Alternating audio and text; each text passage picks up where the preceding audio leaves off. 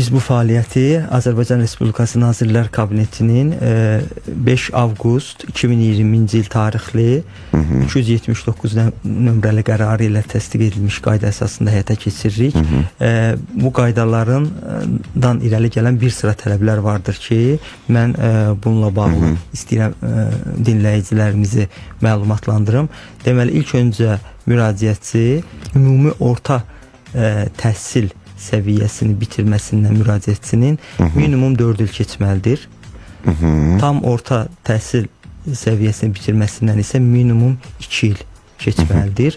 Və eyni zamanda şəxsi müvafiq ixtisas üzrə müraciət edən zaman onun sahib olduğu bilik, bacarıq, təcrübə və səriştəyə malik olduğunu sübut edən minimum 2 illik təcrübəsinin olmasını sübut edən bizə sənədlər, bu fotoşəkillər və s.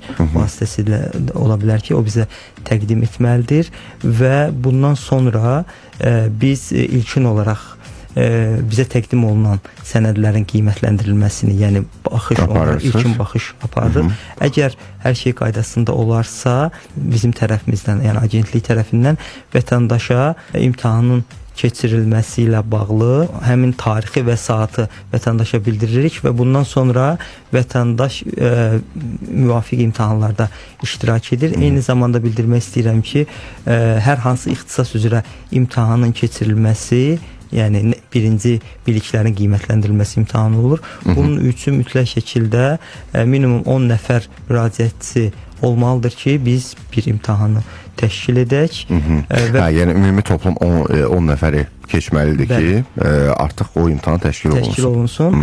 Bu oldu biliklərin qiymətləndirilməsi, bizim nəzəri imtahan adlandırdığımız imtahan. Növbəti mərhələdə isə əgər uğurlu nəticə olarsa nəzəri imtahanda biz ərizəçini praktiki imtahan adlandırdığımız ərizəçinin təcrübə, səriştə və bacarığının qiymətləndirilməsi mərhələsinə keçməsinə icazə verir və o imtahanda uğur qazandığı təqdirdə biz artıq ona dövlət nümunəli sənəd təqdim edirik. Düşünürəm ki, növbəti dəqiqələrdə biz bu haqda ətraflı məlumat verə biləcəyik. O məsələni yaxşı qeyd elədiniz ki, bax, orta təbii ki, məktəb bu təhsilindən sonra siz 2 il yoxsa 4 il müddət keçməlidir?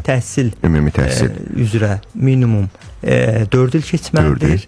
Tam orta təhsil yəni burada məqsəd başqa dildə desək 9 illik əgər şəxs təhsil alıbsa, həmin onun məzun olmasından 9 illik təhsillə bağlı 4 il keçməlidir. Əgər 11 illik təhsil alıbsa, üstündən 2 il keçməlidir. Onun təcrübə və səriştəsinin, bilik və bacarığının olduğunu sübut edən 2 il müddətində ən azı təcrübəsinin olduğunu sübut edən. Onu necə sizə sübut edir? Müxtəlif fotoşəkillərlə.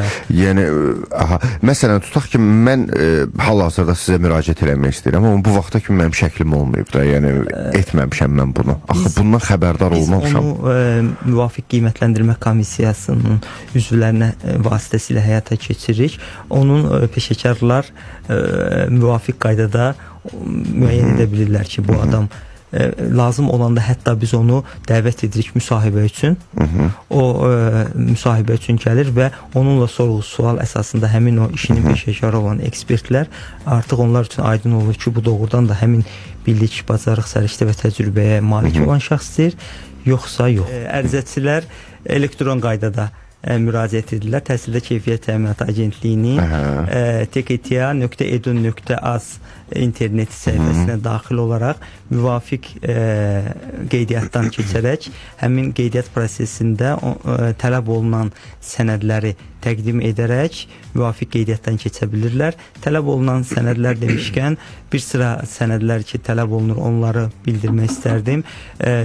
Fərdin şəxsiyyətini təsdiq edən sənədin surətini biz onlardan istəyirik. Eyni zamanda təhsil müəssisəsini bitirməsi haqqında təhsil sənədinin surətini onlardan istəyirik. Bundan əlavə şəxsin sahib olduğu bilik, bacarıq, təcrübə və səriştənin olmasını bayaq dediyim kimi sübut edən sənədlərlə bərabər bir yazılı izahat formasında bu təsvir etməsini istəyir ki, özü yazılı olaraq işinin peşəkarı olmasını bir müəyyən mənada təsvir etsin və bizə o mənada göndərsin. Biz ərizəçiyə geri dönüş etdikdən sonra imtahanlar təşkil olunur dediyim kimi və Nazirlər Kabineti tərəfindən müəyyən olunan dövlət rüsumunun qəbzini biz onlardan istəyirik. Belə ki, nəzəri imtahanlar üçün, yəni biliklərin qiymətləndirilməsi üçün 100 manat məbləği təyin olunub. Eyni zamanda hər modul üzrə təcrübə, səriştə və bacarığın qiymətləndirilməsi üçün, praktiki imtahan üçün isə 80 manat miqdarında ödənişin qəbzini biz onlardan istəyirik. Test imtahanında amma verilən suallar necə tərtib olunur? Bu maraqlıdır bizə. Yəni ustalar bu suallara hansı yəni vəsaitlə, vasitəsilə, nəyin vasitəsilə hazırlaşa bilər? Qiymətləndirmə də necə həyata keçirilir sizdə?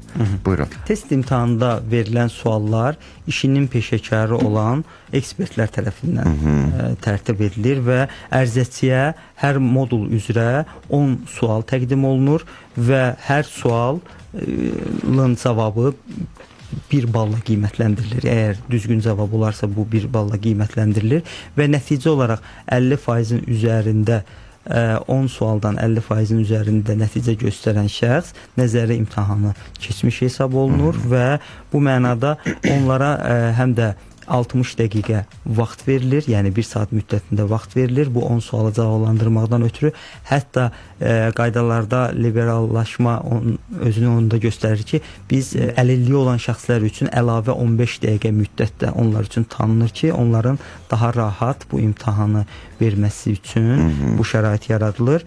Eyni zamanda test imtahanında agentlik tərəfindən qiymətləndirmə komissiyası tərəfindən qiymətləndirilir. Qiymətləndirmə komissiyasının tərkibinə isə Təhsildə Keyfiyyət Təminat Agentliyinin nümayəndəsi, eyni zamanda Azərbaycan Respublikasının Əmək və Əhalinin Sosial Müdafiəsi Nazirliyinin əməkdaşı, nümayəndəsi və işə götürən qismində iştirak edən nümayəndə ilə bərabər agentlik tərəfindən müstəqil ekspert qismində müvafiq ixtisas üzrə işinin peşəkarı olan şəxslər də cəlb edilir və onlar tərəfindən bu imtahan qiymətləndirilir. Sizi dinləyən yeri gəlmişkən, bax Rövşən bəy, diqqətlə dinləyən bir uçenik var. El arasında belə deyirlərdi, tələbə, elə siz demişkən bir ustanın yanında dayanıb öyrənən şəxs. Mən ustanın yanında deyir, deməli, tələbəyəm, uçenikam, imtahan versəm və birdən imtahandan keçməsəm nə olacaq? Deməli, əgər şəxs ərizəçi bizə müraciət edirsə və hər hansı mərhələdə uğur qazana bilmirsə, biz növbəti 6 ay ərzində ona yenidən şans yaradılır və o yenidən bizə müraciət edir. Yəni bu müddət ona görə üzr istəyirəm nəzərdə tutulub ki, şəxs o müddət ərzində özünü daha da inkişaf elətdirsin və biliklərə sahib olsun.